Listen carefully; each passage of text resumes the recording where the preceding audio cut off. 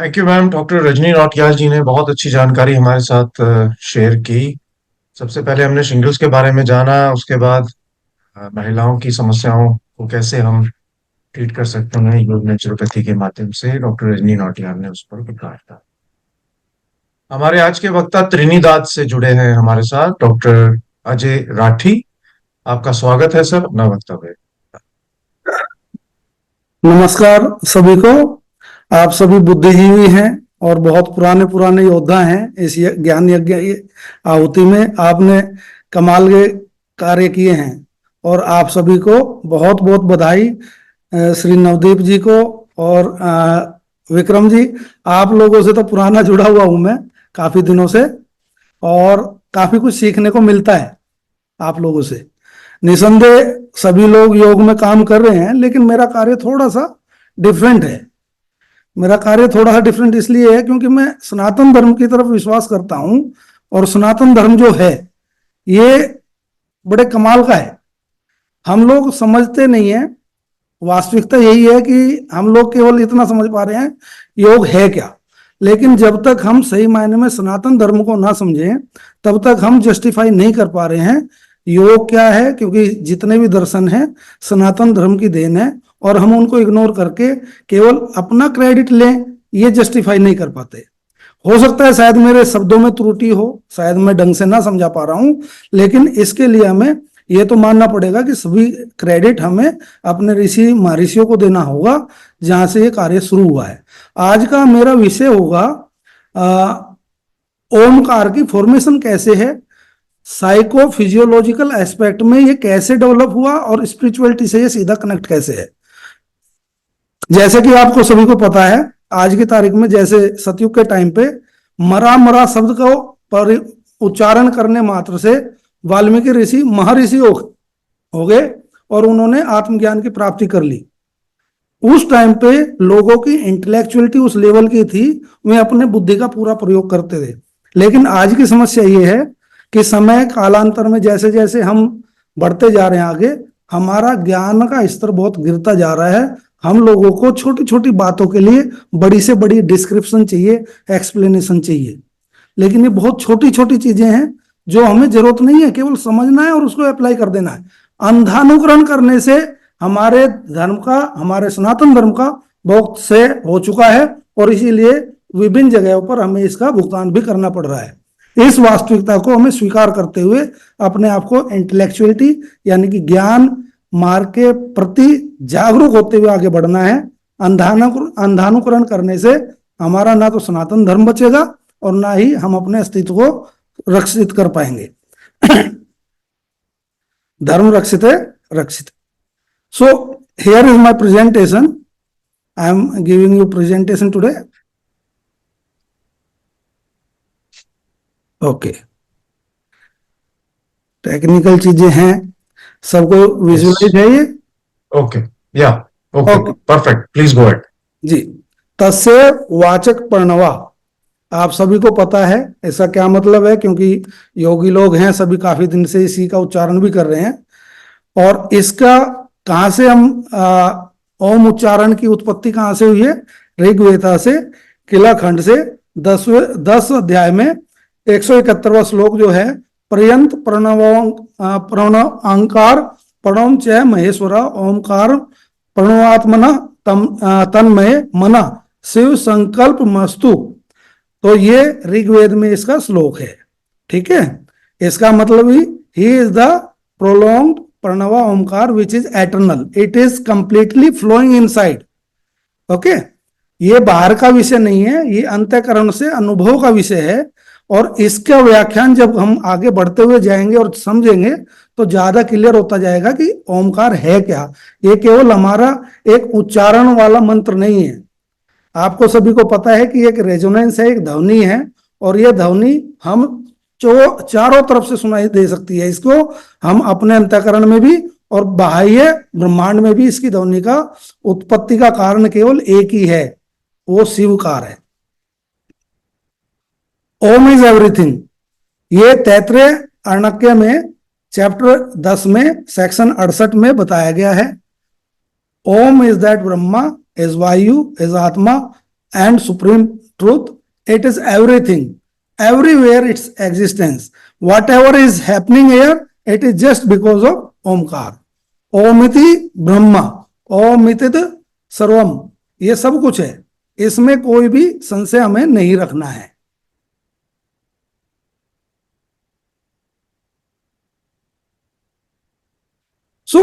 हम लोग उच्चारण बहुत करते हैं. ओम का उच्चारण सभी कहेंगे कैसे करना है, ये चीज भी समझनी है. जब हम बात करते हैं ओमकार की, इसमें 3 अक्षर हैं. वो 3 अक्षर कैसे हैं? ओ, उ, मा. अगर हम साइंटिफिकली देखें, आ प्लस उ प्लस मा, तब ओम बनता है. लेकिन थोड़ा सा इसको हम इसमें रोकना पड़ेगा. ओ मीन्स ब्रह्मा, उ मीन्स विष्णु, मा मीन्स शिव. आपको सभी को पता भी है, इसका स्ट्रक्चर मैं आपको अच्छे से समझा दूंगा. और उच्चारण की पद्धति क्या होती है? जब भी हम ओमकार की ध्वनि करते हैं, सपोज करो कोई चीज नई स्थापित करनी है. जिस टाइम पे हम कोई नई चीज स्थापित करते हैं या किसी सृष्टि में कार्य शुरू करते हैं, प्रारंभ करते हैं, उस टाइम पे उच्चारण ध्वनि कैसी होनी चाहिए? ओ लंबा होगा, उ मा छोटा होगा. ओ.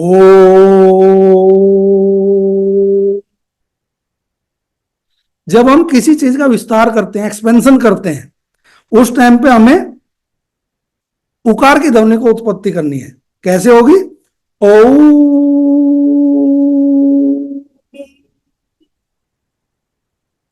और जब हम एक हाई स्टेज पे पहुंच जाते हैं, आखिरी में हमें शांति चाहिए होती है कि हमने प्राप्त कर लिया, अब हमें सुकून चाहिए.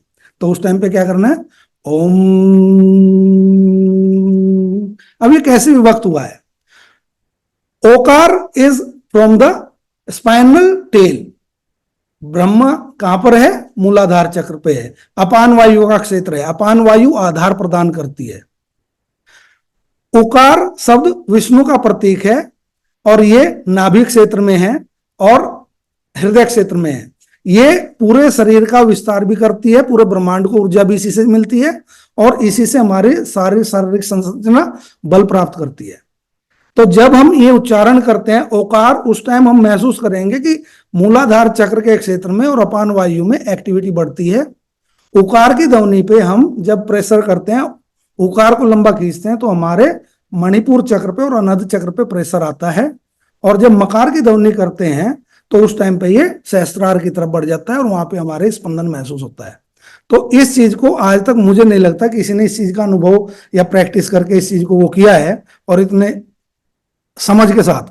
ये सब केवल ग्रंथों में उपलब्ध है, केवल मैंने प्रयास किया है कि यहाँ पे सबके सामने लाया जाए, क्योंकि वक्त की जरूरत है कि लोगों को पता चले कि हमारा सनातन धर्म है क्या. अब स्ट्रक्चर में अगर ध्यान से देखें, मेरे ख्याल से ये स्ट्रक्चर आपको सभी को दिखाई दे रहा है. हमारी 3 ग्रंथि होती हैं, ब्रह्म ग्रंथि, विष्णु ग्रंथि और रुद्र ग्रंथि. अब ध्यान से देखो, मूलाधार पे ब्रह्म ग्रंथि है. हमारा समान वायु का क्षेत्र हृदय और मणिपुर चक्र का है. तो ये जो पोर्शन है यहां पर, यहां विष्णु ग्रंथि है और आज्ञा चक्र पे रुद्र ग्रंथि बताई गई है शास्त्रों के अनुसार. अब उकार को देखा जाए, हमारी जो स्पाइन है, हमारी स्पाइन को अगर ध्यान से देखोगे 3 कर्व आते हैं इसमें. ध्यान से देखिए आप, मेडुला ऑब्लिगेंटा से लेके स्पाइनल टेल तक आप ध्यान से देखोगे तो ये 3 आपके कर्व हैं. ये 3 कर्व आपके उकार का सिंबल दे रहे हैं. आजकल जो उकार में पीछे जो मात्रा बनी हुई है, ये टेल जो होती है, ये एग्जैक्टली ये नहीं है. अगर इसको ठीक ढंग से करेंगे तो इकार की जो टेल होती है वो ऐसी होगी. पहले ओमकार की जो हम उच्चारण करते थे, ध्यान से देखें, ये उकार की पीछे ई की मात्रा जो होती थी वो उकार की मात्रा होती थी. ये हमने आसानी में इसको आधा कर दिया. और जो इकार शब्द है वो इकार जो है वो कुंडलिनी का सिंबल है, जो मूलाधार चक्र में हमारी कुंडलिनी को, तीनों नाड़ियों को लॉक करके 3.5 लपेटे लेके कुंडलिनी मुंह में अपनी पूंछ दबा के रखती है. ये आप सभी को पता है, आपको बताने की जरूरत नहीं है, लेकिन ये कुंडलिनी है. ये हमारी जब हम सुप्त अवस्था में है, कुंडलिनी अवैकन नहीं है, उसके बावजूद भी ये हमारी कुंडलिनी हमें जीवित रखने के लिए श्वास के स्पंदन से नाभि मूलाधार चक्र के बीच में फ्लो करती रहती है और हमें जीवित रखने का कार्य करती है। भोजन पचाना है, सृष्टि उत्पत्ति करनी है, मलमूत्र विसर्जन करना है, टॉक्सिन डिटॉक्सिफाई करना है बॉडी को, ये क्रिया चलती रहती है। लेकिन पूर्ण चेतन अवस्था में ना होने की वजह से हमें इस चीज का आभास ही नहीं होता कि हम जीवित किस वजह से हैं। इकार की वजह से हम शक्ति का स्वरूप जो हमारा कार्य कर रहा होता है उसकी चेतना के अभाव में हमें पता नहीं है वास्तविकता है क्या। ठीक है, तो ये हमारा ओमकार का स्वरूप है। अब उसके बाद आपने देखा होगा कपाल पे एक छिद्र है जहां पे धक धक की बचपन में बच्चे के उसमें धड़कन देखते हैं हम। यहाँ पे ललना चक्र और गुरु चक्र का स्थान बताया जाता है, जहां से व्यक्ति अगर साधना में यहां से आज्ञा चक्र से ऊपर चला जाए तो पंच तत्व शरीर से ऊपर निकल जाता है। उसके बाद चंद्राकार है, यानी कि यहां से संस्कार नीचे गिरने नहीं देते, इसे उठा के रखते हैं और उसका मृत्यु से, जीवन और मृत्यु से पीछा छूट जाता है। और जो ब्रह्मरंध्र है, जहां कपाल के ठीक 2 इंच ऊपर ये जो बिंदु है, ये कॉस्मिक एनर्जी जिसे हम कहते हैं एम ब्रह्मास्मि, यहाँ पे सहस्रार चक्र की स्थिति है जो 2 उंगल ऊपर है शरीर से, यहाँ पे। तो ये बिंदु है।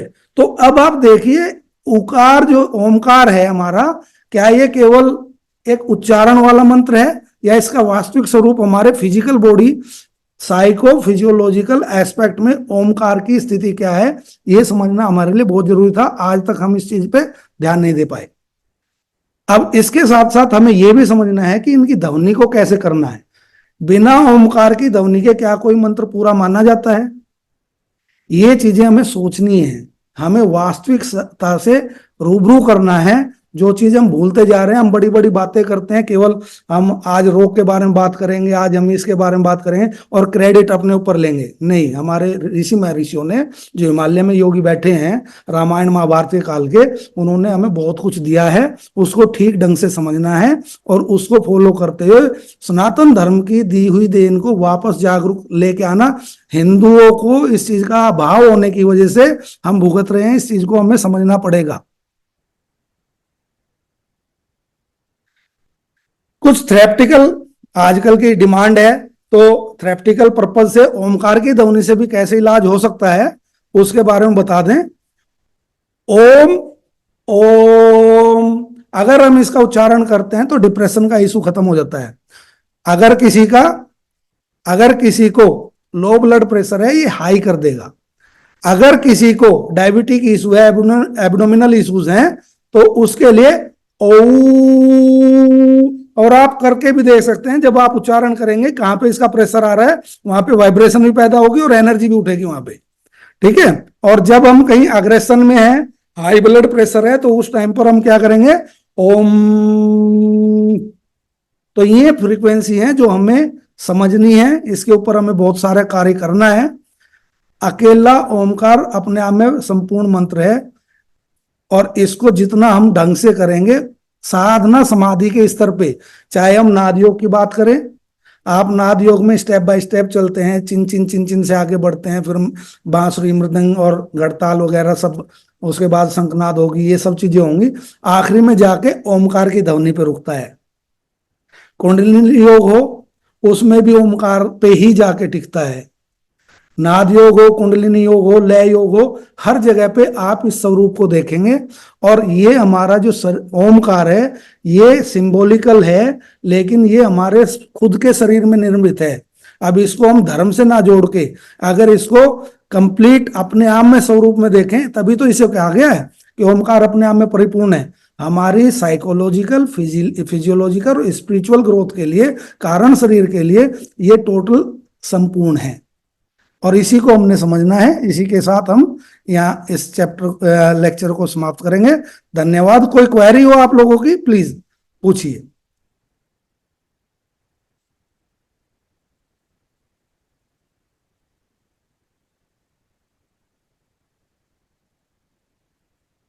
सभी, किसी को कोई क्वेश्चन है तो पूछ सकते हैं।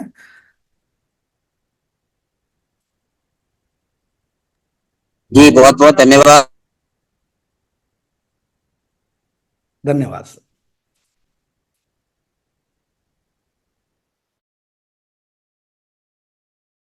बहुत सुंदर व्याख्यान आपका रहा अपने नाद के बारे में।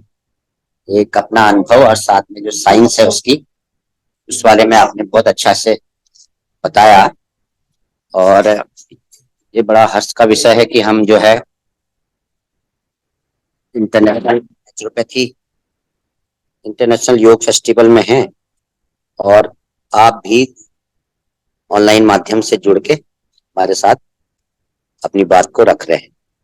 मुझे लगता है कि आज के सेशन के लिए